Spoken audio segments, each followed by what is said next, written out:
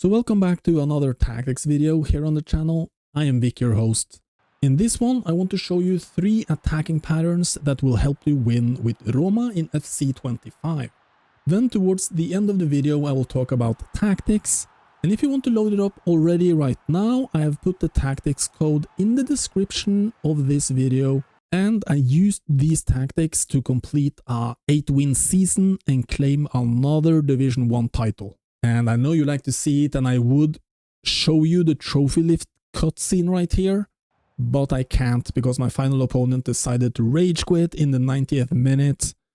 But nevertheless, here you can see my streak of results leading to the title. But with that said, let's turn our focus to the attacking patterns and how you can score lots of nice goals with this team. And the key to this is Paulo Dybala, La Joya.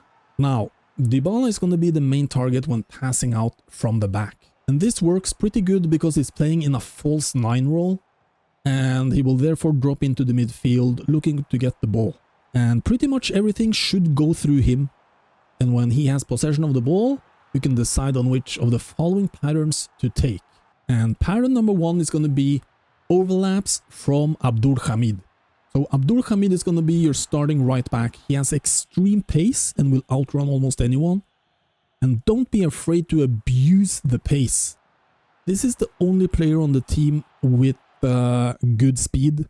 So make sure that you take advantage and use him to get shots on goal or to deliver a cutback into the box. One thing I noticed that may help you a little bit is that his lofted crosses are pretty bad. So I would try to avoid those. Try to keep the ball on the ground instead. Attacking pattern number 2 is going to be hitting Dovbyk over the top and in behind. Dovbyk is going to be your poacher striker, so try to take advantage of his physique and his technique. He will trap lofted through balls with ease, and he has an excellent left-footed shot, so as soon as you reach the edge of the box, just shoot far corner and you will most likely score. And Dovbyk is going to be your main goal scorer and is also lethal inside the box, and his poacher role is gonna make sure that he tries to find that open space consistently inside the box. And the third attacking pattern is gonna be dribbling and creating some magic with Dybala himself. Try to use simple fake shots and R1 dribbling to get inside of the box, and then when you get the good shooting angles, you go for primarily left-footed shots. But make sure you try to get the finishes off quickly, because even though Dybala is really good on the ball, he doesn't have like explosive pace and he's not quick enough to outrun defenders over longer distances. So try instead to either shoot or pass quickly after opening up some space with a skill move. And these 3 attacking patterns were consistently what worked best for me. And I would say that it works so well because the team is actually set up to play like this, and it's really rewarding to play with a plan, and this is what makes FC gameplay fun for me. You're trying to take advantage of the player's actual attributes and strengths instead of trying to force or abuse broken gameplay mechanics with every player, like a lot of people do online, let's be honest. Now this team might look like super boring and slow on paper, but it's definitely possible to play some really nice football with them.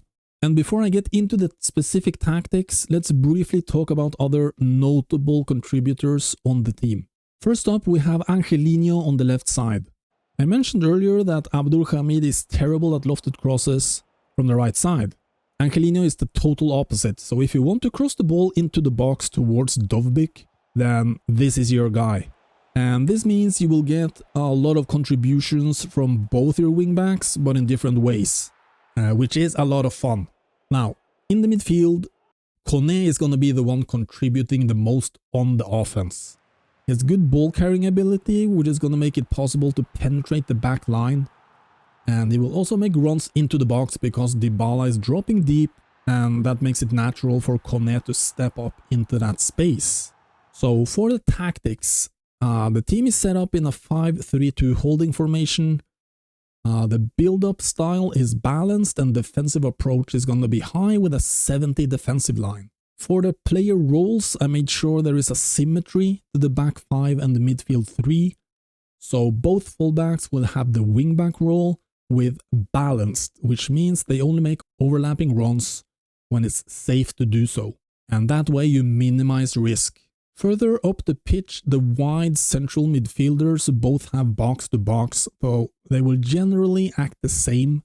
A quick note on Pellegrini is that he only has a plus role as a half winger, which, I mean, you could consider activating that at your own risk, but for me, it was perfectly fine as a box-to-box. Either way, he is not going to be the main guy on the offense, so it's not going to matter all that much anyways. Up top, you will have your forwards in a slanted position, with Dybala dropping into the midfield as a false 9, with Dovbyk trying to stretch the defense the other way. In FIFA terms, this team is overall very slow. There is not a lot of pace in the starting 11 at all.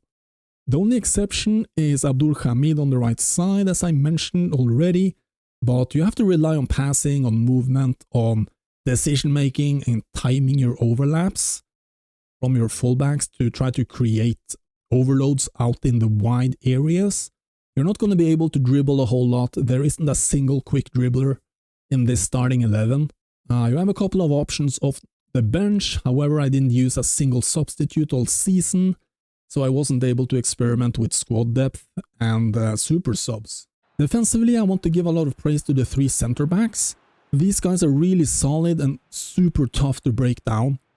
I managed to keep a clean sheet against PSG in the season finale up until the final minute rage quit, and that is really a testament on how good these guys were for me.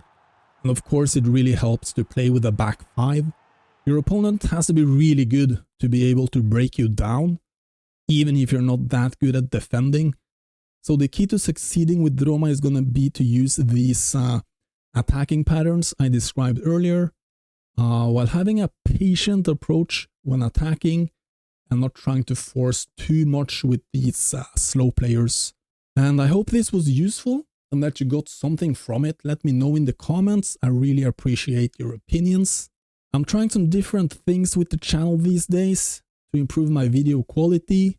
In this one, I used a teleprompter app on my phone for the first time, and hopefully the flow in this one was better when it comes to the talking than in my previous videos. Let me know in the comments if you felt like that there was a difference or not. And thanks for watching. I will catch you guys in the next one. Take care and stay safe, guys. See ya.